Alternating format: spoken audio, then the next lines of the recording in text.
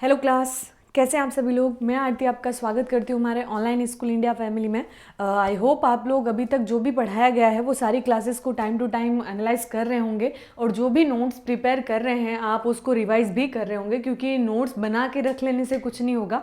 जब तक आप उसको कंटिन्यूअस जितना भी आपको टाइम मिलता है एक शेड्यूल के अकॉर्डिंग आप पढ़िए, ताकि उसके अकॉर्डिंग अगर आप पढ़ेंगे तो आपको एग्ज़ाम टाइम में बहुत ज़्यादा बेनिफिट मिलेगा। और स्पेशली एग्ज़ाम टाइम में आपको जो नर्वसनेस होती है या फिर आप जिसको प्रेशराइज फील करते हैं वो चीज़ नहीं होगी आपके साथ। सो प्लीज़ कंटिन्यू स्टडी करते रहिए, थोड़ा पढ़िए लेकिन कंटिन्यूटी से पढ़िए। उसी का बेनिफिट आपको एट द एंड आपको उसी का बेनिफिट मिलेगा। बीच बीच में उस चीज़ों को लैप्स मत कीजिए। जो गलतियां हम लोगों ने दोहराई है प्लीज़ आप उस चीज़ को मत कीजिएगा। अगर आपको अपनी लाइफ में सक्सेस होना है, अगर आपने कोई गोल डिसाइड किया है तो उस गोल के लिए रोज़ थोड़ा थोड़े एफर्ट्स लगाते रहिए, क्योंकि वही एफर्ट्स आगे जाके आपको उस गोल के अचीवमेंट में सबसे बड़ा रोल प्ले करेंगे। सो बढ़ते हैं हम हमारे क्लास की तरफ। हम जो चैप्टर पढ़ रहे हैं 7 चैप्टर का हमारा थर्ड पार्ट चल रहा है। बेसिकली हमने जो डिस्कस किया है भू आकृति तथा उनका विकास, इसमें हमने अभी तक ये देखा कि अपर्दन और निक्षेपण से जो जो प्रक्रियाएं हो रही है, आई होप अब आपके माइंड में अपर्दन और निक्षेपण की एक जो कॉन्सेप्ट है वो क्लियर हो गई होगी। क्योंकि अपर्दन जो है वो हम ये कह सकते हैं कि जो सेडिमेंट्स हैं उनको एक स्थान से दूसरे स्थान पर ले जाते टाइम जो जो क्रियाएं हो रही है, जो जो एक्टिविटी हो रही है, उससे जो आकृतियाँ आ रही है, उससे जो शेप बन रहा है उन फिजिकल स्ट्रक्चर्स में, तो उसके बेसिस पे जो भी डिजाइन या जो भी शेप बन रहा है उसको हम भू आकृतियां बोलेंगे अपर्दन वाली। और जैसे ही अपर्दन कंप्लीट होने के बाद जो निक्षेपण की प्रक्रिया होती है, जहां पे ये सेगमेंट्स इकट्ठे होते हैं, जहां ये मलबा इकट्ठा होता है, उससे जो एक आकृति बनती है उसको हम बोलेंगे निक्षेपण से आकृति। तो बेसिकली अपर्दन और निक्षेपण की आकृतियों का निर्माण किस प्रकार से होता है, देखिए एक ने हमने डिस्कस किया था नदियों द्वारा, नदियों द्वारा अपर्दन की स्थलाकृतियाँ। फिर हम देखेंगे नदियों द्वारा निक्षेपण से हो रही स्थलाकृतियाँ। फिर हम देखेंगे कि हिमानी द्वारा हो रही आकृतियाँ अपर्दन की, और उसके बाद निक्षेपण की भी देखेंगे। वायु द्वारा अपर्दन की जो आकृतियाँ बन रही है वो हम देखेंगे। उसके बाद हम ये देखेंगे कि वायु के साथ साथ निक्षेपण से हो रही आकृतियाँ। तो ये जो कॉन्सेप्ट बन रहा है आप ये पूरा चैप्टर एनालाइज कीजिए। देखिए मैं आपको एक वापस रिवाइज करवाना बहुत ज़रूरी है, क्योंकि जब हम चीज़ों को रिवाइज नहीं करेंगे तो चीज़ें हमारी मिस होती जाएगी। तो ये जो चैप्टर है 6 चैप्टर के बेस्ड ही है। अगर आपने 6 चैप्टर अच्छे से कर लिया है तो उसका बेनिफिट आपको यहाँ पे मिलेगा। हालांकि मैं सारी चीज़ें स्मूथली क्लियर कर रही हूँ। तो आपसे एग्जामिनर में ये से क्वेश्चंस कहाँ से बनेगा कि नदियों द्वारा अपर्दित, नदी द्वारा अलग अलग होंगे, नदी द्वारा, वायु द्वारा, हिमानी द्वारा,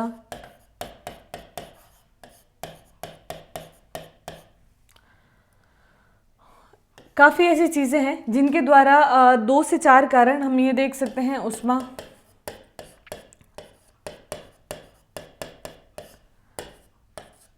जो ऊर्जा, जो बल लगता है, अपर्दन की प्रक्रिया,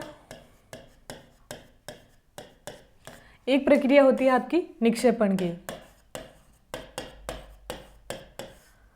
अपर्दन और निक्षेपण दोनों अलग अलग हैं। जब हमने अंतर्जातीय और बहिर्जातीय बलों के बारे में बात की थी तो अंतर्जातीय बल आपको अच्छे से याद हो गया होगा, जो हमारा पटल विरूपण और हमारा ज्वालामुखी, जिसमें भूकंप और जितनी भी आंतरिक गतिविधियां होती है वो हमारे आंतरिक बल के फोर्सेस से जो लगती है उसे हम अंतर्जातीय बल कहते हैं। और बहिर्जातीय बल जो ये होते हैं, बहिर्जातीय जिसमें हम ये कह सकते हैं बाहर की जो गतिविधियां होती है उसके कारण जितने भी फोर्सेस लग रहे हैं, जिसमें स्ट्रक्चर चेंज हो रहे हैं, उसको हम बोलते हैं बहिर्जातीय बल। हालांकि इन दोनों में बल जो है, एक जो बल कार्य करता है गुरुत्वाकर्षण का बल, एक हमारा अपकेंद्रीय बल होता है सेंट्रीफ्यूगल फोर्स, तो उसे चीज़ें बाहर की तरफ आपको दिखाई देती है। तो इन फोर्सेस से होने वाली मोमेंट की वजह से जो भी स्थलाकृतियाँ बनती है, जो स्ट्रक्चर्स बनते हैं, उसमें बेसिकली बहिर्जातीय स्थलाकृतियों के बारे में हम डिस्कस कर रहे हैं, जिसमें बहिर्जातीय जो भी गतिविधि होती है, जिसमें आपकी प्रमुख 4 गतिविधि है, आपको अच्छे से याद होगा। पहली है आपकी अपक्षय, दूसरा है आपका अपर्दन, तीसरा है आपका वृहत संचलन, या इसको हम निक्षेपण कर देते हैं, अपक्षय, वृहत संचलन। डिटेल से आप ऐसे लिख सकते हैं, वृहत संचलन, संचालन।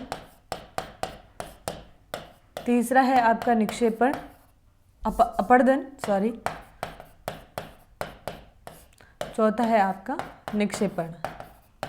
क्लियर? इन चारों को हम कह सकते हैं बहिर्जातीय,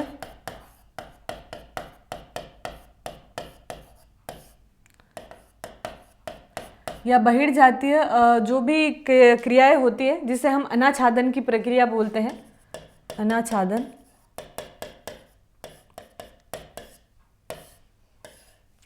अनाच्छादन की जो क्रिया होती है उससे चार एक्टिविटी होती है, जिसमें पहली जो चीज़ है अपक्षय। अपक्षय अब आपको अच्छे से समझ में आ गया होगा। किसी चट्टान का हल्के से धीरे धीरे गति में बल लगने से, या फिर हम ये कह सकते हैं वायु द्वारा, हिमानी द्वारा, जो भी एक्टिविटीज़ होती है उसकी वजह से मलबे का एक जगह पे इकट्ठा हो जाना, वो हमारा अपक्षय कहलाता है।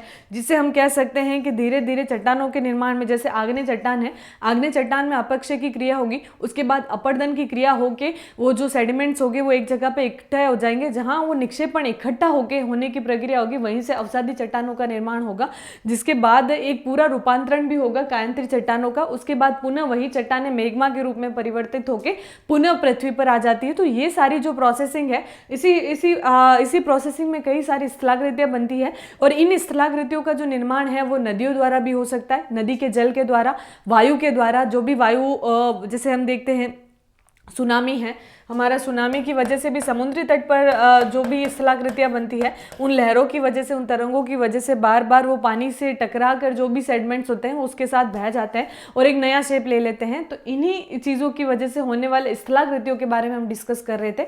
आई होप अब आपके माइंड में ये जो चीज़ है अपर्दन और निक्षेपण की स्थलाकृतियाँ जो किस किस प्रकार की हैं, उसमें हमने सबसे पहले देखी थी जल द्वारा, नदियों के जल द्वारा, जिसमें हमने गॉर्ज देखा था। गोर्ज आपको अब अच्छे से समझ में आ गया होगा। एक ढाल, एक स्लोप वाली एक आकृति होती है जिसे हम क्षैतिज और ऊर्ध्वाधर, देखिए हॉरिजॉन्टल जो होती है, क्षैतिज अगर हम बात करें, क्षैतिज जो आपकी इस प्रकार की आकृति होगी, टेढ़ी लाइन जिसे हम कह सकते हैं हॉरिजॉन्टल, और ऊर्ध्वाधर जो होगी वो लंबवत होगी। तो क्षैतिज शेप में, एक स्लोप में कई सारी आकृतियों का निर्माण होता है। इन आकृतियों की वजह से सबसे पहली आकृति हमने देखी गॉर्ज, और इसमें घाटियों का निर्माण होगा नदी जब अपने बहाव में होगी, क्योंकि नदियों की हमने 3 अवस्थाएं देखी थी, अब आपको अच्छे से याद होगा। एक हमने देखी थी सबसे पहले नवीन अवस्था, फिर हमारी देखी थी प्रौढ़ अवस्था, फिर उसके बाद हमने देखी थी वृद्धा अवस्था। नवीन या युवा अवस्था कह सकते हैं। जब नदियों का उद्गम होता है तो उद्गम के समय नदियों का जो फ्लो होता है वो बहुत ज़्यादा स्पीड से होता है, और नदियाँ उस समय पर्वतों से निकलकर ढलानों की तरफ आती है। तो ढलानों के आते टाइम उनका फ्लो इतना तेज होता है जिसकी वजह से ढलानों में बन रही या जितनी उपस्थित चट्टानें हैं उन सब में धीरे धीरे वो क्या करती है, अपक्षय और वृत्त संचलन का भी कार्य कर सकती है। ये सारी प्रक्रिया उस स्थान पर होगी, लेकिन एक टाइम पीरियड के अकॉर्डिंग। अगर हम अपक्षय की बात करें तो वो मलबे को क्या करेगी, अगर नदी का बहाव एक स्थिर है तो वो उसको इकट्ठा करके साइड कर देगी। लेकिन जैसे जैसे नदी का अगर वृत्त संचालन की बात करें तो तेज गति में एक फ्लो होगा, जिसे कि हम उदाहरण के समय भूस्खलन मान सकते हैं। भूस्खलन जैसी प्रक्रिया होती है। बाढ़ के मैदानों का भी निर्माण होता है जब नदी का बहाव धीमा हो जाता है। तो अपर्दन की प्रक्रिया उस समय आएगी जैसे जलोढ़ के मैदान है, जितने भी नदियों के इरोजन, नदियों द्वारा जो भी चट्टानें बहकर एक धीमी गति के आकार में जब वो धीरे धीरे प्रवेश करती है तो एक मैदानों का निर्माण कर देती है। तो अपर्दन की प्रक्रिया से हमने देखा गॉर्ज घाटी, और उसके बाद हमने कैनियन भी देखा था। कैनियन भी एक शेप होता है, एक स्लोप होता है जिसमें पहाड़ी के मध्य के एक दर्रों का निर्माण हो जाता है, दर्रे, घाटिया, कैनियन। और उसके बाद हमने अवनमित कुंड भी देखे थे। उसके बाद हमने नदी वेदिका देखी थी। ये सारा डिस्कशन हमने क्या किया था, हमने हमारे अपर्दन से नदियों द्वारा अपर्दन के अपर्दित स्थलाकृतियों, इनके बारे में पढ़ा था। आज हम पढ़ेंगे नदियों द्वारा निक्षेपित स्थलाकृतियाँ क्या क्या होती हैं, उसके बारे में हम अध्ययन करेंगे। तो प्लीज़ आप अपनी बुक ओपन कर दीजिए, एंड जो भी अभी हम डिस्कस कर रहे हैं उसके बाद उसी स्लाइड पर आ जाइए आप। Just a moment.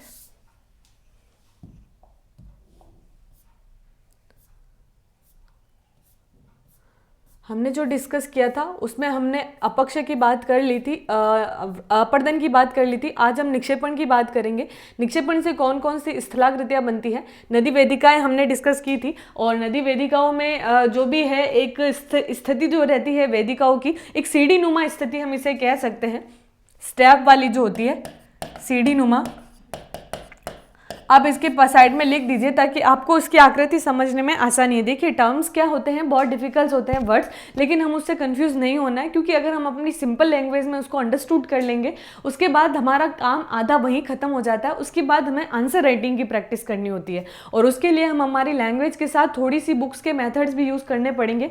अदरवाइज अगर हम हमारी लैंग्वेज में लिख देंगे तो शायद उसका स्कोर आपको अच्छा ना मिले, क्योंकि उसके एफर्ट्स बुक्स की कोई ना कोई तो हमें बेनिफिट देना ही पड़ेगा। तो इसके लिए हमें हमारे जो बुक्स की टर्म्स एंड लैंग्वेज है उसको थोड़ा सा कैरी करना पड़ेगा और उसको डिटेल से समझना पड़ेगा। सो नदी वेदिकाओं को हमने अच्छे से कर लिया था। नदी वेदिकाएं जो होती है वो सीढ़ी नुमा आकृतियाँ होती है। इसमें बेसिकली स्टेप्स जो होते हैं वो नीचे की आकृति अगर हम देखें अयुग्मित और युग्मित दो प्रकार की वेदिकाएं बनती है सीढ़ी नुमा आकृतियों की। आज हम बात करेंगे अब निक्षेपण की।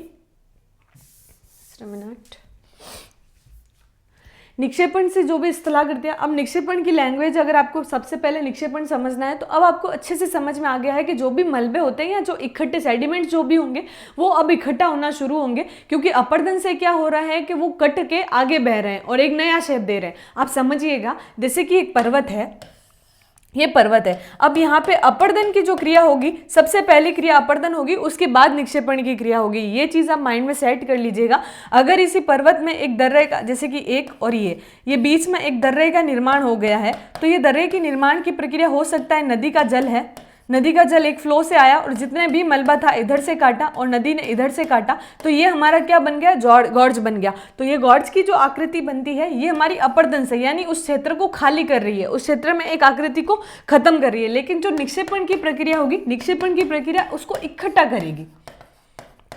इकट्ठे होने से, या तो यहाँ से खाली होने से, या फिर हम ये कहें कि यहाँ से हटने की वजह से जो शेप आता है उसको हम अपरदन की स्थलाकृति बोलेंगे। तो आपको कंफ्यूज नहीं होना है। तो जो जो स्थान के सेट हटाकर जिस चीज़ को कम किया जाता है, जैसे कि मशरूम की आपने देखी होगी चट्टान, तो ऊपर से जो पोजीशन होती है वो ऐसी रहती है और वायु से इसकी आकृति जो यहाँ से और यहाँ से सेडिमेंट्स क्या होते हैं, हटना शुरू हो जाते हैं। तो ये क्या होगा, अपरदन की प्रक्रिया होगी, क्योंकि यहाँ से वायु के द्वारा जो स्थान है, वायु की वजह से यहाँ से जितने भी चट्टान है वो इरोड होके दूसरी जगह पे हम ये कह सकते हैं यहाँ इकट्ठा हो सकते हैं, या अपक्षय की प्रक्रिया भी हो सकती है और अपरदन की भी हो सकती है।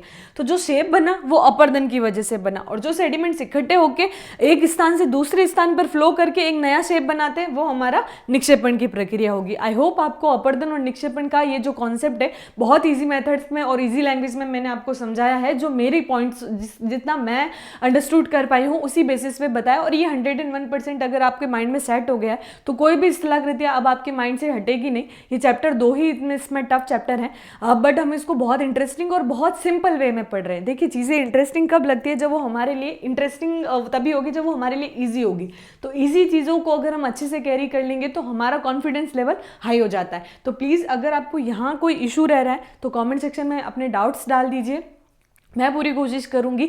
लेकिन इन चीज़ों को मैं बार बार रिकॉल और रिवाइज इसलिए करवा रही हूँ ताकि माइंड में आपकी ये थ्योरी, अगर आपको टिल एग्जाम के बाद भी ये चीज़ें पढ़ने को मिले तो आपको कॉन्फिडेंस रहे कि हाँ ये चीज़ मुझे आती है और बहुत ईजी लैंग्वेज में हम कर रहे हैं। सो बढ़ते हम आगे। अब हम पढ़ेंगे कि निक्षेपण से कौन कौन सी स्थलाकृतियां बन रही है।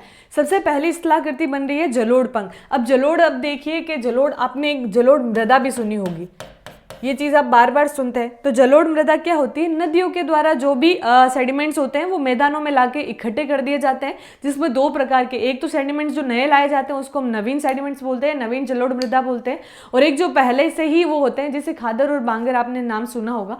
और जब हम मृदा पढ़ेंगे तो इसके बारे में बहुत डिटेल से डिस्कस करेंगे, यू जस्ट डोंट वरी। जब इंडिया के कॉन्सेप्ट में हम इंडियन फिजिकल ज्योग्राफी पढ़ेंगे तो बहुत सारी चीज़ें आपको मिलेगी। लेकिन अगर आप यहाँ से अपरदन, निक्षेपण और ये सारे कॉन्सेप्ट अगर आप इजी वे से समझ लेंगे तो वो बुक्स आपके लिए बहुत इजी हो जाएगी, क्योंकि फिर आप इंडिया के टर्म में ही बात करेंगे। आई होप आपको मेरे सारी चीज़ें जो मैं आपको समझाना चाह रही हूँ आपको समझ आ रहा होगा। एंड बिकॉज हम ऑनलाइन लेवल पे हैं तो अगर हम ऑफलाइन पढ़ाते हैं तो बच्चों को विजुलाइज करके भी हम देख सकते हैं कि किसको कितना समझ आया है। तो यहाँ पे आपके ही एफर्ट्स हमें पता चलेंगे। अगर आपको डाउट्स रहते हैं तो प्लीज़ कमेंट सेक्शन में डालिए, आप ही के लिए है सारी चीज़ें।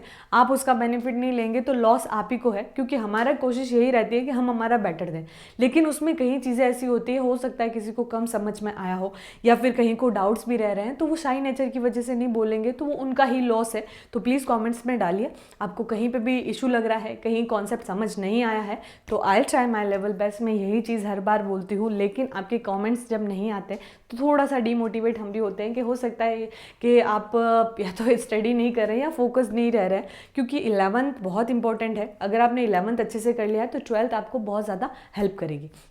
सो बढ़ते हैं आगे।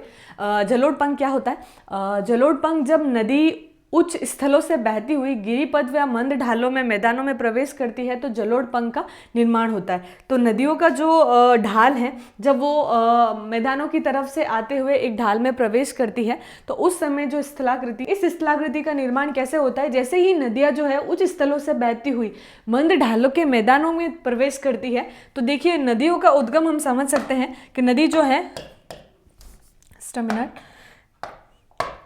नदी जो है, नदी का जो उद्गम है पर्वतों से होता है, पर्वतों की ढालों से होता है। जैसे कि भारत की अगर हम नदियों की बात करें, गंगा, यमुना नदी, ये सभी हमारे हिमालय से होकर निकलती है। तो इन नदियों के प्रवेश की वजह से जो भी नदियां हैं वो पर्वतों से आएगी और आकर ये कहाँ पड़ेगी? ढालों की तरफ प्रवेश करेगी। उसके बाद ढालों के बाद ये मैदानों में आ जाएगी। यही प्रोसेस होता है।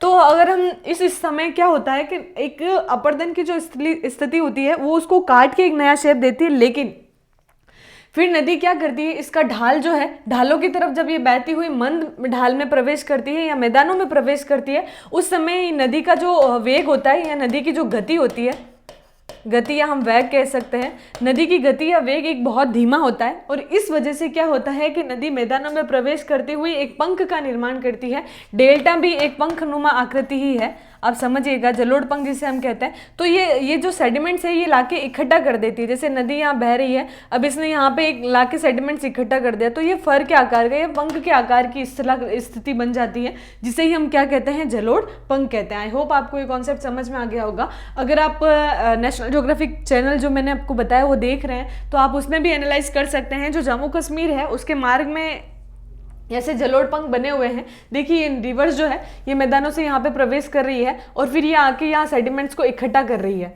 तो ये एक पंख के शेप की आकृति बना रही है। इस पोजीशन को हमने क्या कहा है? जलोढ़ पंख कहा है। साधारणतः पर्वतीय क्षेत्रों में बहने वाली नदियां भारी व स्थूल आकार के नद भार को वहन करती है। मंद ढालों में जब नदियां भार वहन करने में असमर्थ हो जाती है तो ये शंकु के आकार में क्या कर देती है? निक्षेपण कर देती है, जिसे ही हम जलोढ़ पंख कहते हैं। शंकु क्या होता है? शंकु की अगर आप स्थिति समझेंगे, शंकु का शेप होता है ऐसा, कैप साइज का शेप होता है, ये शंकु होता है। तो शंकु के आकार की जो स्थलाकृति बनाएगी नदी, क्योंकि जब नदियों का फ्लो मैदानों की तरफ आता है उसके समय उसकी प्रौढ़ अवस्था शुरू हो जाती है और इस वजह से नदी का जो भाव है या वेग है वो बहुत धीमा हो जाता है, जिसकी वजह वो सेडिमेंट्स को आगे ले जाने में असमर्थ हो जाती है और वो सेडिमेंट्स को वहाँ लाके इकट्ठा कर देती है। और यही जो निक्षेपण की प्रक्रिया है उसकी वजह से एक शंकुनुमा आकृति वहाँ बनती है, जिसे हम क्या कहते हैं? उसे ही हम जलोढ़ पंख कहते हैं। देखिए ये आपको यहाँ पे पंख आकृति दिखाई दे रही होगी, ये सेडिमेंट्स इकट्ठा कर देती है। जो नदियाँ जलोढ़ पंखों से बहती है वह प्राय अपने वास्तविक मार्ग को बहुत दूर नहीं बहती, बल्कि अपना मार्ग बदल लेती है और कोई शाखाओं में बट जाती है। तो जैसे ही नदियाँ क्या करेगी, एक स्थिति जो होती है, जैसे ही मैदानों में प्रवेश करती है तो जलोढ़ पंखों से जब बहती है तो उसका एक आकार जो है या अलग अलग हम ये कह सकते हैं। नदी है ये पर्वतों से होती हुई यहाँ बहेगी, जैसे ये मैदानों में आ रही है तो ये अपनी अलग अलग शाखाएं बना देगी, अलग अलग वितरिकाएं बना देगी और एक पंख की आकृति बना देगी, जिसकी वजह से वहाँ पे एक नए सेडिमेंट्स इकट्ठे हो जाएंगे और ये सेडिमेंट्स देखिए इकट्ठे होकर यहाँ पे शंकु का शेप ले रहे हैं। इन्हें ही हम क्या कहेंगे? जलोढ़ पंख कहेंगे।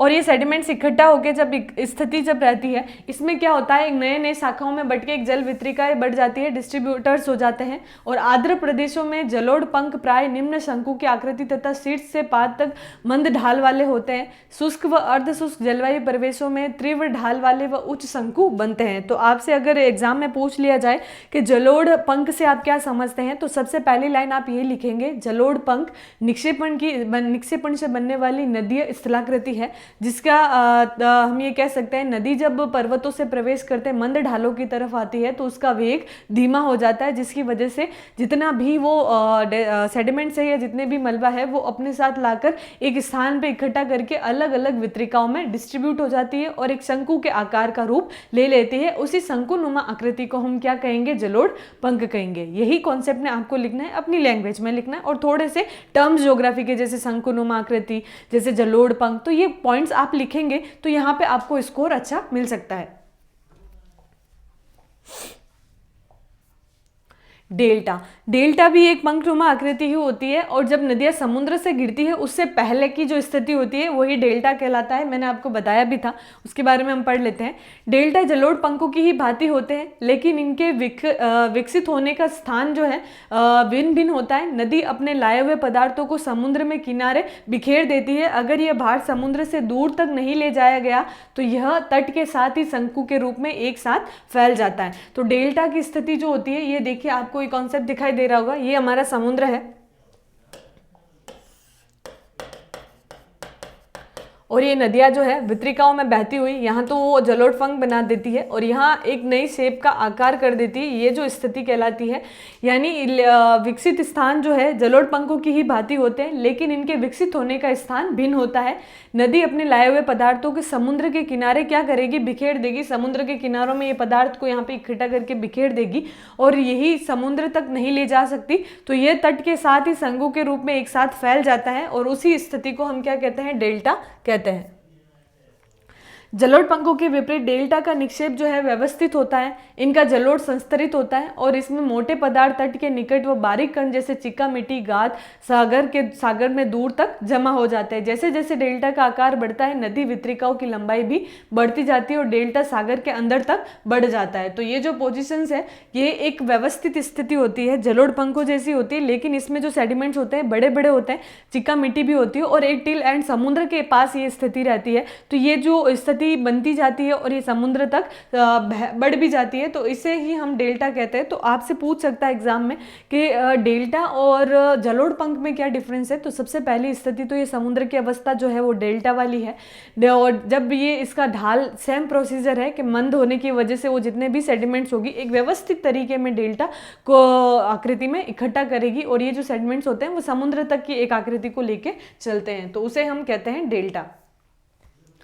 अब हम बात करेंगे बाढ़ के मैदान, प्राकृतिक तटबंध तथा विसर्पी रोधिकाएं। ये जो प्रोसीजर होता है ये नदियों के स्लोप के कमी की वजह से होता है। उसका जो ढाल है वो कम होता जाता है और जैसे जैसे नदी मैदानों की तरफ आती है तो उसकी एक धीमी गति और कभी कभी क्या होता है कि नदी में बहाव तेज होता है मैदानों में प्रवेश करके, तो एक तटबंधों का निर्माण कर देती है नदी और उसी क्षेत्र में एक सेडिमेंट्स का इकट्ठा करना शुरू कर देती है, उससे बाढ़ के मैदान बन जाते हैं। तो अब हम उसके बारे में पढ़ेंगे। जिस प्रकार अपर्दन से घाटियां बनती है उसी प्रकार निक्षेपण से बाढ़ के मैदान विकसित होते हैं। तो आपसे यहाँ सिंपल बहुत इंपॉर्टेंट लाइन यहाँ लिखी है, प्लीज इसको अंडरलाइन हाईलाइट कर दीजिएगा अपनी बुक में।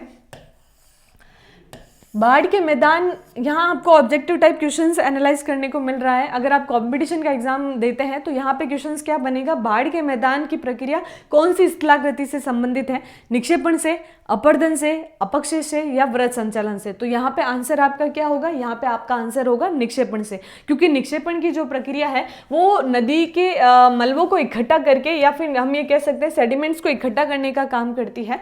तो जब नदियाँ बाढ़ के मैदानों में, जैसे हम कह सकते हैं कि जब नदी का बहाव कम होता है तो वो सेडिमेंट्स को एक मैदानों में लाके इकट्ठा कर देती है, उसी से हमारे मैदान विकसित होते हैं। बाढ़ के मैदान नदी निक्षेपण का मुख्य स्थल रूप है। जब नदी तीव्र ढाल से मंद ढाल में प्रवेश करती है तो बड़े आकार के पदार्थ पहले ही क्या कर देती है, निक्षेपित कर देती है और इस प्रकार बारीक पदार्थ जो होते हैं रेत, चिका मिट्टी या गाद आदि अपेक्षाकृत मंद ढालों पर बहने वाली कम वेग वाली जलधाराओं से मिलते हैं। तो ये क्या करेगी, जितने भी बड़े बड़े सेडिमेंट्स होंगे, बड़े बड़े पदार्थ होंगे, उनको तो रोक लेगी, लेकिन जो बारीक कण है या गाद चिक्का मिट्टी है ये धीरे धीरे नदियों के बहाव के साथ मंद गति में आगे बढ़ते रहते हैं और उन्हीं से क्या होता है, एक मैदान का निर्माण होना शुरू हो जाता है। जैसे कि नदी यहाँ से प्रवेश कर रही है, यहाँ पे सेडिमेंट्स है, बड़े बड़े सेडिमेंट्स को यहाँ इकट्ठे कर दिए, लेकिन जो बारीक कण है वो नदी साथ साथ लाके जगह जगह पे इकट्ठा करना शुरू कर देती है। उससे क्या होता है कि आपका मैदान बनना शुरू हो जाता है।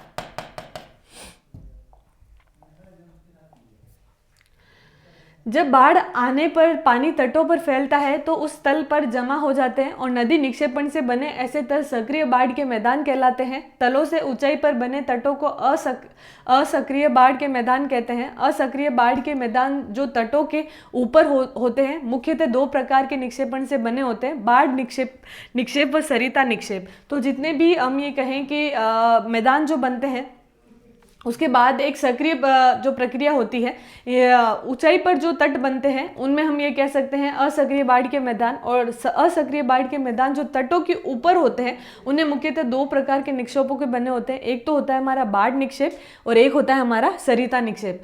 मैदानी भागों में नदियां प्राय क्षैतिज दिशा में अपना मार्ग बदलती है और कटा हुआ मार्ग धीरे धीरे बढ़ जाता है। तो नदियां क्या करेगी, क्षैतिज अवस्था में अपने मार्ग, मैदानों में एक जो प्रवेश की प्रक्रिया है सीधे एक हॉरिजॉन्टल स्थिति में बहेगी और उसके बाद जितने भी मार्ग बदलती है उसमें वो क्या करेगी, कटे हुए क्षेत्र में मार्ग में बढ़ती जाएगी। क्योंकि पानी का जो हम ये कह सकते हैं पानी का जो नेचर है, जल का जो नेचर है, जहाँ उसको स्थान दिखेगा वो वहाँ पे इकट्ठा होना शुरू हो जाता है। तो इसकी वजह से क्या होगा कि धीरे धीरे सारे मार्ग बढ़ जाते हैं। बाढ़ मैदानों के ऐसे क्षेत्र जो नदियों के कटे हुए या छूटे हुए भाग होते हैं उनमें स्थूल पदार्थों के जमाव होते हैं और ऐसे जमाव जो बाढ़ के पानी के फैलने से बनते हैं अपेक्षाकृत महीन कणों, चिकनी मिट्टी, गाद आदि के होते हैं। ऐसे बाढ़ के मैदान जो डेल्टाओं में बनते हैं उन्हें हम क्या कहेंगे, डेल्टा मैदान कहेंगे। तो अलग अलग समुद्री क्षेत्रों के तटों के पास जो भी मैदान बनते हैं वो डेल्टा मैदान कहलाते हैं।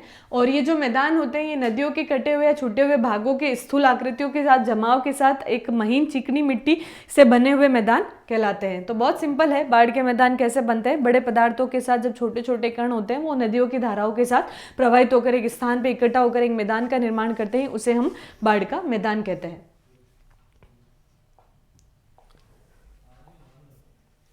अब हम बात करेंगे प्राकृतिक तटबंध और विसर्पी रोधिकाएं, ये क्या होती है। देखिए जो भी तटबंध बनते हैं या हम ये कहें कि जो स्थलाकृतियां बनती हैं इन क्षेत्रों में हम ये कह सकते हैं कि एक बंध बना लेती है, एक प्रक्रिया होती है जिसे हम ये समझ सकते हैं कि जैसे कि नदी का ये बहाव है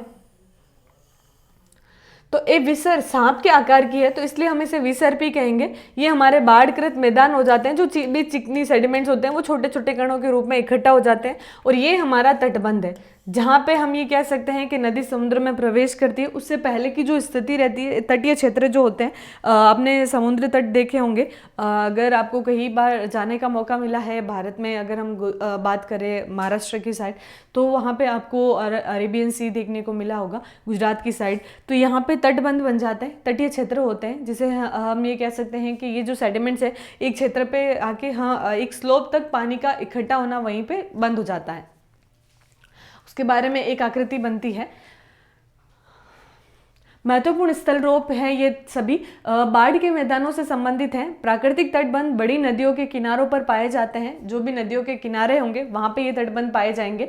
ये तटबंध नदियों के पार्श्वों में स्थल पदार्थों के रैखिक निम्न व समानांतर कटक के रूप में पाए जाते हैं, जो कई स्थानों पर कटे हुए होते हैं। नदी रोधिकाएं या विसर्पी रोधिकाएं बड़ी नदी विसर्पों के अवतल ढालों पर पाई जाती है। तो जो रोधिकाएं होती हैं, पॉइंट्स बार्स होते हैं जितने भी, ये नदी रोधिकाएं, ये विसर्पी रोधिकाएं बड़ी नदी विसर्पों के अवतल ढालों पर पाई जाती हैं और ये रोधिकाएं प्रवाहित होकर जल द्वारा लाए गए तल चट्टों के नदी के किनारे पर निक्षेपण के कारण बनी है। इसकी चौड़ाई और परिच्छेदिकाएं लगभग एक समान होती हैं। इसमें अवसाद मिश्रित आकार के होते हैं, तो ये कुछ बड़े भी होंगे अवसाद, जितने भी सेडिमेंट्स है, जितना भी मलबा है, अवसाद जिसे हम कहते हैं मलबा के, आप यहाँ पे लिख सकते हैं। जितने भी अवसाद होंगे वो एक मिश्रित आकार में आपको दिखेंगे, कहीं कण छोटे होंगे, बड़े होंगे, चिका मिट्टी, गाद, मलबा सारा इसमें इकट्ठा होता है। तो ये एक नई स्थलाकृति होती है जो विसर्पी आकार की होती है। आप डायग्राम से इसको समझिए। आप अगर आपको यहाँ पे पूछा भी जाए तो आप डायग्राम थ्रो कर सकते हैं। ये नदी का एक विसर्प आकार में यहाँ एक सेडिमेंट्स को इकट्ठा करना शुरू कर देती है, मैदान भी बनाती है और ये यहाँ पे तटबंध का निर्माण भी करती है। नदी विसर्प, यानी नदी का जो आकार है वो एक विसर्प के आकार का हो जाता है, एक सर्पिले आकार की नदी में फ्लो होता है। ये मैदानों में ही स्थिति हमें देखने को मिलेगी, क्योंकि पर्वतों पे जब नदी का ढाल होता है वो गुरुत्वाकर्षण से, वैसे भी हम ये कह सकते हैं मंद ढालों में या ढाल प्रवाह की वजह से स्थितियों को बहुत ज़्यादा विपरीत करती है। तो अपरदन की ये स्थिति रहती है कि वहाँ से उसको काट के आगे ले जाना, लेकिन जब नदी प्रवेश करती है मैदानों में तो वहाँ उसका ढाल कम होने की वजह से निक्षेपण की प्रक्रिया शुरू हो जाती है, और उससे जो आकृतियाँ बनती है उसमें हमने सबसे पहले देखी जलोढ़ पंख, उसके बाद हमने देखी डेल्टा, देन उसके बाद हमने डिस्कस किया बाढ़ के मैदान, अवरोधी का तटबंध जो है, प्राकृतिक तटबंध जो नदियों के किनारे बनते हैं समुद्र के पास। उसके बाद हमने बाढ़कृत मैदान भी देखे, विसर्प रोधिका भी देखी, और ये रोधिकाएं जो होती है सेडिमेंट्स को सर्पिल आकार में एक सेट में नदी को लेके आ जाती है, और उसके आसपास जो भी क्षेत्र होंगे वहाँ पे सेडिमेंट्स इकट्ठा होना शुरू हो जाएंगे। अब हम बात करेंगे मिनांडर्स, जो नदी विसर्प है वो क्या होते हैं। ये आपको देखिए एग्जाम्पल दे रखा है, मुजफ्फरपुर जो है बिहार के समीप एक विसर्प बूढ़ी गंडक नदी जो है, गंडक कोसी जो नदियाँ हैं उसमें से गंडक नदी के पास एक सैटेलाइट से लिया गया एक पिक्चर है जिसमें छाड़न झील दिखाई दे रही है। तो झीलों का निर्माण, जैसे कि गोखरू घाटी हमने देखा, गोखरू झीलों का निर्माण, तो इन्हीं क्षेत्रों में क्या करती है नदी, एक जो भी कटे हुए रोधक बनते हैं उस भाग में नदी का जल इकट्ठा होकर एक नया शेप ले लेता है। नदी विसर्प विस्तृत बाढ़ व डेल्टा मैदानों में नदियां शायद ही सीधे मार्गों में बहती होगी।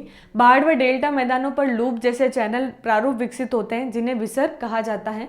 विसर्प एक स्थल रूप न होकर एक प्रकार का चैनल प्रारूप है। नदी विसर्प के निर्मित होने के कारण निम्नलिखित है। मंद ढाल पर बहते जल में तटों पर क्षैतिज या पार्श्विक कटाव करने की प्रवृत्ति का होना, तटों पर जलोढ़ या अनियमित व असंगठित जमाव, जिससे क्या होगा, एक स्थिति देखिए आप समझिए।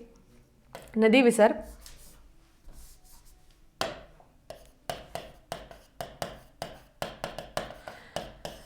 नदी विसर्प में क्या डेल्टा के मैदान जो भी होंगे, जो आपके समुद्र के पास, हम ये कह सकते हैं सीधे मार्गों पे बहती है नदी, समुद्री मार्ग जो होंगे वहाँ आपका डेल्टा बनेगा। विस्तृत बाढ़ व डेल्टा मैदानों में नदियां शायद ही सीधे मार्गों में बहती हैं, क्योंकि नदियों के मैदानी क्षेत्रों में नए नए आकार और नई नई आकृति से नदी का बहाव क्या होता है, एक अलग अलग आकृति ले लेता है। जहाँ सेडिमेंट्स उसको नहीं दिखेंगे, जहाँ उसके लिए क्षेत्र खाली होगा, नदी का जल वहाँ की तरफ प्रवाहित हो जाएगा, जिसकी वजह से क्या होता है, एक चैनल विकसित होता है जिसे हम विसर्प कहते हैं। जैसे कि ये स्थिति आप देख रहे हैं, ये स्थिति यहाँ से निर्मित हो रही है, लेकिन यहाँ पे नदी को स्थान मिल रहा है, तो ये एक नया चैनल का भी निर्माण कर देती है, एक नया मार्ग, एक रास्ता बना लेती है। उस वजह से क्या होता है, इन्हें ही हम क्या कहते हैं, एक विसर्प कहा जाता है। जो भी चैनल नदी बनाती है, जैसे कि बाढ़ व डेल्टा मैदानों में जो भी चैनल्स का निर्माण नदी करती है उसे ही हम विसर्प कहते हैं। विसर्प एक स्थल रूप न होकर एक प्रकार का चैनल प्रारूप है। नदी विसर्प के निर्मित होने के कारण निम्नलिखित है। क्या क्या कारण है जिससे नदियां विसर्प बनती है। पहली चीज तो मंद ढाल पर बहते जल में तटों पर क्षैतिज या पार्श्विक कटाव करने की प्रवृत्ति का होना। तो जो नदियां हैं मंद ढालों में धीरे धीरे पार्श्विक कटाव करेगी, यानी जैसे कि ये मैदान है, इसमें नदी ने प्रवेश किया और यहाँ पे जितने भी सेडिमेंट्स है उसको धीरे धीरे बहा के अपने साथ ले जाने की कोशिश करेगी, लेकिन उसका जो ढाल है बहुत धीमा है, जिसकी वजह से एक कटाव होना शुरू होता है और वो क्षैतिज अवस्था में होता है, यानी हॉरिजॉन्टल अवस्था में होता है, जिसकी वजह से एक शेप आता है। उसे ही हम क्या कहते हैं, एक लूप चैनल बनता है, विसर्प कहते हैं। तटों पर जलोढ़ या अनियमित असंगठित जमाव, जिससे जल के दबाव का नदी पार्श्व बढ़ना। तो जितने भी असंगठित जितने भी पदार्थ होंगे उससे क्या होगा कि जल पे एक प्रेशर पड़ेगा और उस दबाव की वजह से भी ये शेप बनता है। प्रवाही जल का कोरियोलिस प्रभाव की वजह से विक्षेपण होना। ठीक उसी प्रकार जैसे कोरियोलिस बल जो है वो वायु प्रवाह निक्षेपण होता है। जब आप जलवायु पढ़ेंगे तो कोरियोलिस बल आप पढ़ेंगे। कोरियोलिस बल जो होता है वो वायु के प्रवाह को निक्षेपित करता है। वायु की वजह से, वायु के निक्षेपण से जो भी स्थलाकृति बनती है उसमें जो प्रमुख संघटक होता है या प्रमुख कारक जो होता है वो कोरियोलिस बल होता है, जो उसको एक दिशा में प्रवाहित करेगा। जिस प्रकार वायु की दिशा जिस क्षेत्र में होगी, जैसे एक सेडिमेंट्स यहाँ पे इकट्ठा है, वायु इसके है तो वायु यहाँ से उठा के सेडिमेंट्स को आगे की तरफ बढ़ाएगी, तो ये हमारा कोरियोलिस जो आगे की तरफ फोर्स लगता है उसकी वजह से वायु का प्रवाह निक्षेपण की जो गति है, उसी प्रकार से नदियों का भी प्रवाह इसी प्रकार से होता है और जिसकी वजह से एक शेप आकार आना शुरू हो जाता है। जब चैनल की ढाल प्रवणता अत्यधिक मंद हो जाती है तो नदी में पानी का प्रवाह धीमा हो जाता है तथा पार्श्वों का कटाव अधिक होता है। नदी तटों पर थोड़ी सी अनियमितताएं भी होती है, धीरे धीरे मोड़ों के रूप में परिवर्तित हो जाती है। ये मोड़ नदी के अंदरूनी भाग में जलोढ़ जमाव के कारण गहरे हो जाते हैं और बाहरी किनारा अपर्दित हो जाता है। अपर्दित इन द सेंस कि वो बाहर की क्षेत्र का जो किनारा है वो कटना शुरू हो जाता है। तो हम एक शेप समझ सकते हैं कि जो भी हमारी स्थिति है, ये देखिए विसर्प, वृद्धि, छाड़न, लूप तथा स्कंद, ढाल एवं उद्धरित तट। अब इसके बारे में हम समझेंगे। बाई डायग्राम जब हम चीज़ों को समझते हैं, सबसे पहला तो हमारा टर्म आता है विसर्प। विसर्प क्या है? तो नदी का जो शेप है, सांप की आकृति में जब नदी मैदानों में प्रवेश करती है तो उसका ढाल क्या होता है? धीमा होता है, जिसकी वजह से ऐसा तो है नहीं कि उसको एक प्लेन मैदान मिल रहा है या एक सीधा सिंपल मैदान है जहाँ नदी जाके इकट्ठा हो रही है, बिल्कुल नहीं। कई सारी अवरोधिकाएं होगी, कई सारे स्थलखंड होंगे जो उसके जल को प्रभावित करके एक नया शेप दे देंगे। तो यहाँ क्या होंगे? कई सारी अवरोधिकाएं बनेगी, जैसे कि ये विसर्पी रोधिका है, यहाँ पे कुछ सेडिमेंट्स है जिसकी वजह से नदी क्या करेगी? अपना ढाल ऐसा धीमा करके एक नया शेप ले लेगी और फिर इसके आधार पर नदी का बहाव होना शुरू होता है। तो एक सर्पिला आकार में नदी का बहाव चलता है और समुद्र के अंत तक जाकर वो डेल्टा का जब निर्माण करती है तो यहाँ प्राकृतिक तटबंध भी बना लेती है। तो जो भी क्षेत्र है वहाँ उसको अगर मान लीजिए यहाँ पे कोई शेप दिख रहा है तो ये घोघरू घाटी, जिसे हम छाड़न झील भी बोलते हैं, नदियों का जल जो है यहाँ पे कुछ इकट्ठा होकर बहाव ये कर रही है, लेकिन कुछ जल को यहाँ पे लाके इकट्ठा करके, क्योंकि यहाँ पे कोई आकृति बनी होगी जिसकी वजह से वो जल यहाँ से यहाँ पे बढ़ जाता है और एक नया शेप ले लेता है और नदी अपने बहाव में आगे बढ़ती जाती है। तो ये क्षेत्र जो होते हैं ये हमारे स्कंद ढाल तटीय क्षेत्र कहलाते हैं, जो आपको अलग अलग झीलों के निर्माण में भूमिका निभाते हैं। छोटे छोटे आपने देखा होगा नदियों के पास जल पौंड, तालाब जैसे बन जाते हैं, छोटी स्थलाकृति, कुंड जैसी आकृतियां बन जाती हैं। तो इन आकृतियों के से यही अपर्दन की प्रक्रिया भी शुरू कर देते हैं और बाहर के किनारों को ये काटना शुरू कर देते हैं।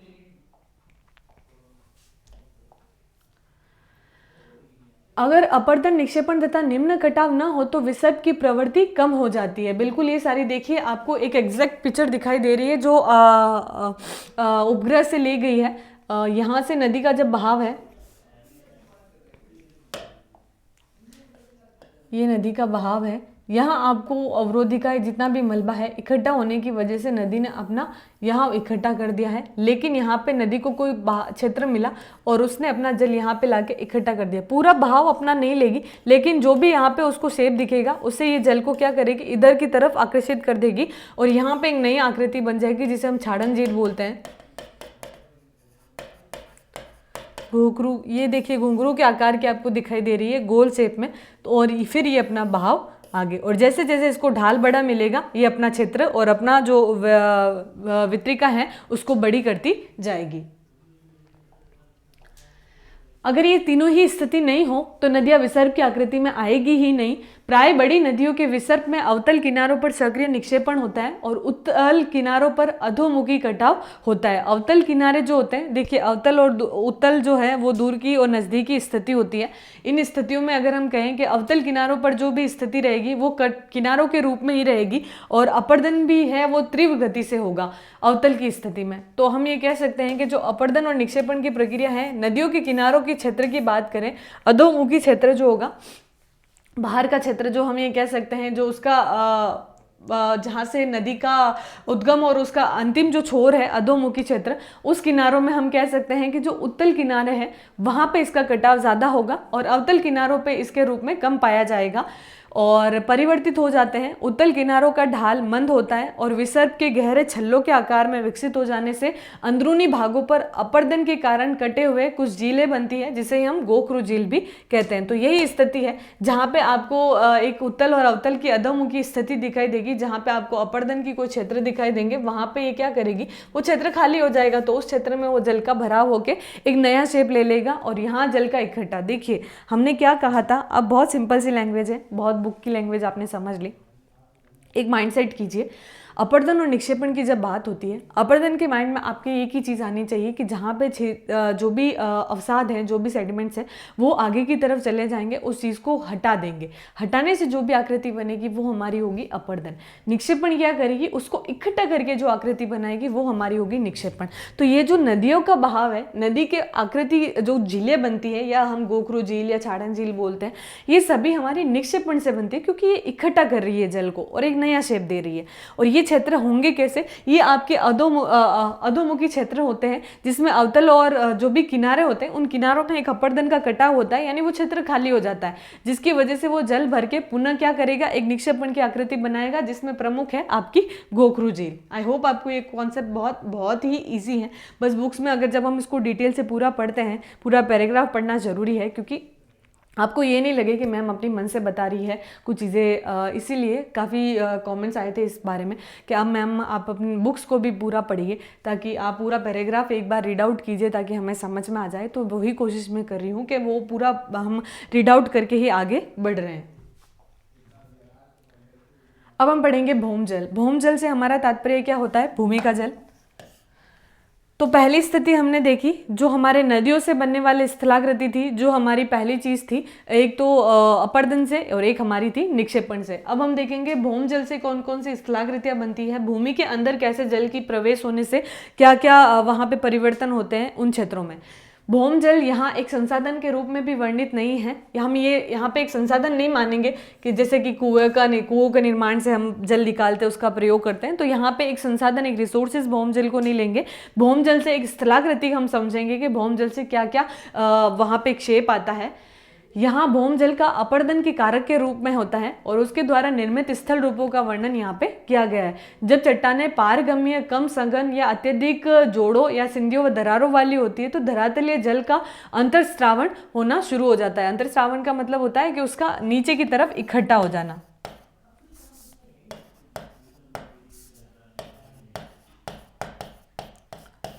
अंतर्श्रावण होना शुरू हो जाता है, जो कि आसानी से होता है, क्योंकि जब भी चट्टानों के बीच में अगर हम ये कहें अपर्दन की प्रक्रिया होगी, तो उस चीज़ों के क्षेत्र को खाली करेगी। और इसमें क्या होगा कि एक अत्यधिक दरारों का एक शेप, जैसे कि ये चट्टान है, ये चट्टानों में मान लीजिए यहाँ पे अपर्दन की प्रक्रिया हो रही है, यहाँ से हट रही है, तो एक शेप आ रहा है, यहाँ पे चीज़ें खाली हो रही है, तो उस स्थान से क्या होगा कि धीरे धीरे एक जल का जो है रिसाव होकर नीचे इकट्ठा होना शुरू हो जाता है, तो उससे एक नया शेप बनता है। उसे ही हम क्या कहते हैं, भौमजल कहते हैं। यहाँ हम सिर्फ और सिर्फ अपर्दन से होने वाली प्रक्रिया से एक जो स्थलाकृति बन रही है उसे हम पढ़ रहे हैं भौमजल के माध्यम से।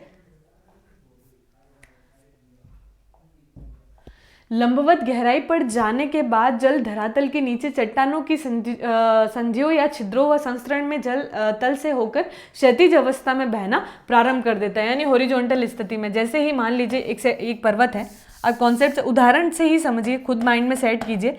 पर्वत है, इसमें धीरे धीरे क्या हुआ, अपर्दन हुआ, अपर्दन की स्थिति। तो यहाँ से मान लीजिए जल बह रहा है, इस जल का यहाँ खाली क्षेत्र में क्या हो गया, जल का इकट्ठा होना शुरू हो गया, ये नीचे की तरफ चला गया इसके संस्करण में, इसके नीचे के क्षेत्र में, और वहाँ ये अपना क्षैतिज अवस्था में बहना शुरू कर दिया। बहाव जो है इसका वो क्षैतिज अवस्था में हो गया। क्षैतिज अवस्था में बहाव होना शुरू हो गया, और इसी अवस्था से क्या होता है, क्षैतिज अवस्था में इसने बहना प्रारंभ किया। जल का ये क्षैतिज या ऊर्ध्वाधर प्रवाह चट्टानों के अपर्दन का कारण है। भौमजल में पदार्थों के परिवहन द्वारा बने स्थल रूप महत्वहीन है। इसी कारण भूमिगत जल का कार्य सभी प्रकार के चट्टानों में नहीं देखा जा सकता।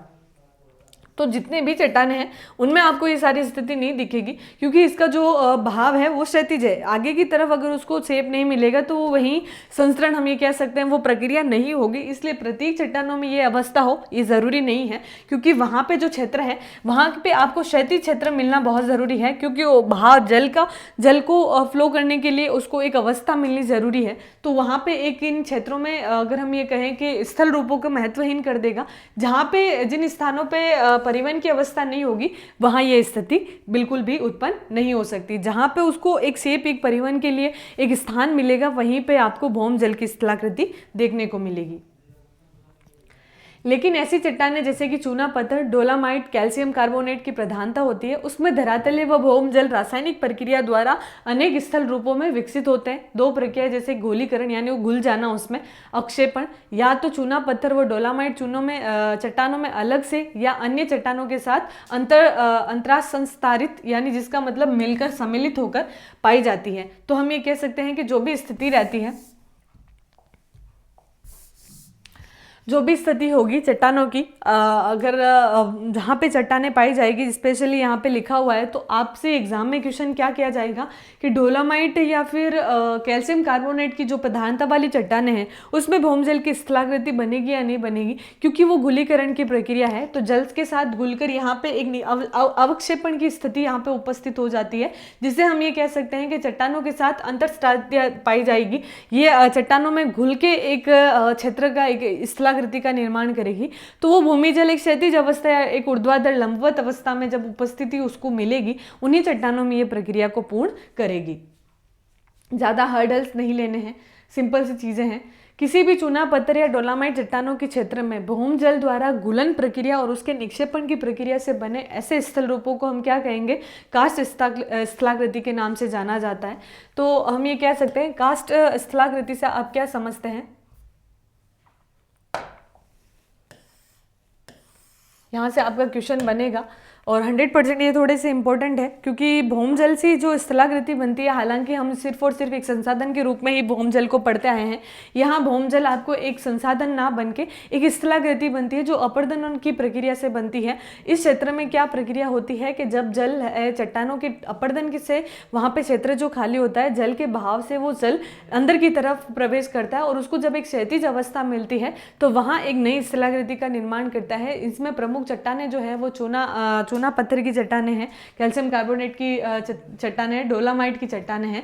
इसमें जो एक स्थल रूप बनाएगी इन चट्टानों में, उसे हम क्या कहेंगे, कास्ट कहेंगे। तो कास्ट किस प्रक्रिया से बनती है स्थलाकृति, ये भौम जल से बनने वाली स्थलाकृति है। यह नाम एड्रियाटिक सागर के साथ बाल्कन कास्ट क्षेत्र में उपस्थित लाइमस्टोन चट्टानों पर विकसित स्थलाकृतियों पर आधारित है। अपरदनात्मक तथा निक्षेपणात्मक दोनों प्रकार के स्थल रूप कास्ट स्थलाकृतियों की विशेषताएं। तो अपरदन और निक्षेपण से दोनों में ही ये स्थलाकृति कार्य करेगी, इसको भी आप अंडरलाइन कर लीजिएगा। तो जो भी स्थिति थी भौम जल की, उसमें चट्टानों के प्रवेश की वजह से हमने क्षेत्र में पोजीशन इसकी देखी। आगे है हमारा अपरदित स्थल रूप, ये हम हमारी नेक्स्ट क्लास में करेंगे। आई होप आपको जो भी पॉइंट्स पढ़े हैं, हमने अपरदन और निक्षेपण का नदी या जल के क्षेत्र में होने वाली स्थलाकृतियाँ पढ़ी थी। अब उसको एक कॉन्सेप्ट आप माइंड में लीजिए, आप बुक्स एक बार बंद कर दीजिए, जो मैं बोल रही हूँ उसको एक बार सुनिए। हमने जब स्टार्ट किया था हमारी स्थलाकृतियाँ, तो अपरदन और निक्षेपण की जब हमने बात की थी, तो अपरदन का मतलब ये होता है कि चीज़ों का वहाँ से हट जाना, उससे जो शेप बनता है वो अपरदन होता है, और निक्षेपण मतलब इकट्ठा हो जाना। तो इस स्थिति में अपरदन की जो थी उसमें गॉर्ज हमने देखा, उसके बाद हमने कैनियन देखा, देन उसके बाद हमने अवनिमित कुंड देखे, उसके बाद नदी वेदिकाएं देखी। ये सभी स्थितियाँ क्या होती है, ये सभी उसको सेडिमेंट्स को हटा के एक नई स्थिति बनाती है। देन हमने देखा निक्षेपण से नदियों के जल के बारे में ही हम देख रहे हैं। उसमें हमने सबसे पहले जलोढ़ देखा, डेल्टा देखा, और बाढ़ के मैदान, विसर्पी अवरोधिकाएं देखी, और प्राकृतिक तटबंध से बनने वाली स्थितियाँ देखी। ये सभी स्थितियाँ थी हमारी निक्षेपण की। उसके बाद अपरदन और निक्षेपण की दोनों मिला के एक प्रक्रिया बनती है चट्टानी क्षेत्रों में जल के इकट्ठे होने से। जो सेडिमेंट जिसमें प्रमुख डोलामाइट, चूना पत्थर, इन सभी चट्टानों में जब जल इकट्ठा हो जाता है तो एक शेप का निर्माण करता है, वही शेप हमारा कहलाता है भौम जल वाला क्षेत्र। आई होप आपको कॉन्सेप्ट बहुत आसान लग रहे होंगे। मेरी कोशिश यही है कि क्योंकि रिक्वायर्ड मेरा ये था पहला माइंडसेट कि मैं आपको छोटे से सिंपल वे से पढ़ा के सारी चीज़ें करूं, लेकिन चूंकि हम 11th के बच्चों को पढ़ा रहे हैं तो उनकी ये नीड है कि उनको पूरा पैराग्राफ समझाया जाए, बिकॉज आप अभी छोटे बच्चे हैं, वो यही कह रहे हैं मैम अभी हम इतने बड़े नहीं हैं, कॉम्पिटिशन की तैयारी नहीं कर रहे हैं, हमें एक टू द पॉइंट सारी चीज़ें आप विद पैराग्राफ पढ़ाइए ताकि हमें पता रहे कि हमें ये चीज़ हमने कवर कर ली है। तो उनके सेटिस्फेक्शन के लिए मैं पूरा चैप्टर डिटेल से पढ़ा रही हूँ। I try my level best. Thank you so much, keep learning, take care yourself, good bye.